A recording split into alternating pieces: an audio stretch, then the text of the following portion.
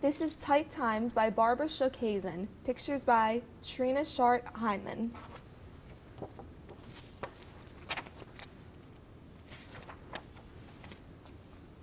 This morning I asked Mom, why can't I have a dog? Not now, she said. Not again. And not to bother her when she's busy.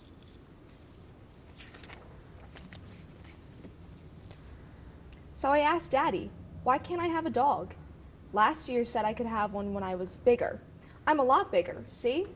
So why not now? Because of tight times, said Daddy. He said I was too little to understand. I'm not too little, I said.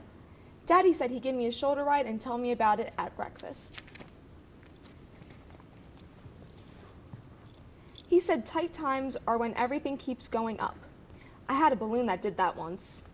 Daddy said tight times are why we eat Mr. Bulk instead of cereals in little boxes. I like little boxes better. Daddy said tight times are why we went to the sprinklers last summer instead of the lake. I like lakes better. Daddy said tight times are why we don't have roast beef on Sundays. Instead, we have soupy things with lima beans. I hate lima beans. If I had a dog, I'd make him eat mine. Daddy said tight times are why Miss McIntosh picks me up after school instead of Mommy, because Mommy's job. Mommy was more fun. Miss McIntosh isn't good at games, and she never wants to watch what I want to watch on TV. I trade her for a dog any day.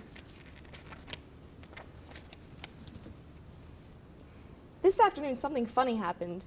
Daddy came home in the middle of the day. I was making a new game, and Miss McIntosh was watching her program. Daddy looked mad. He said something to Miss McIntosh, and she left.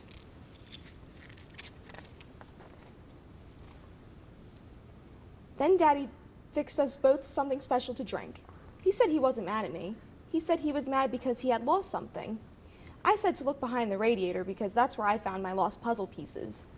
Daddy said it wasn't that simple. What he had lost was his job. Then Mommy came home. She gave me a candy bar and she wanted to talk to Daddy. She said I could go outside and sit on the front step, but not go near the street, no matter what. Miss McIntosh never let me do that.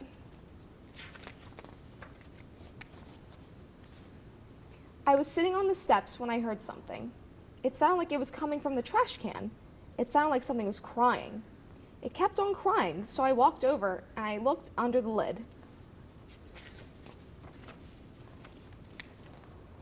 There was something in there. It was a cat. I don't know how it got in, but a nice lady helped me get it out. I never saw such a skinny cat. I gave it some of my candy bar, but it wouldn't eat it. The nice lady said to give it a saucer of milk. I asked the lady if it was her cat. She said no. She said I could keep it if I wanted. Wow, what a nice lady. I ran all the way upstairs. I tiptoed into the kitchen. I tried to be quiet, but the milk was up too high. I tripped and made a terrible mess. Mommy and Daddy ran out of their room. Daddy looked funny. He looked at the cat, then he looked at me. "What's that?" he asked. "It's a cat," I told him. "A nice lady said I could keep it, and I didn't go near the street." Then something sort of scary happened. Daddy started to cry.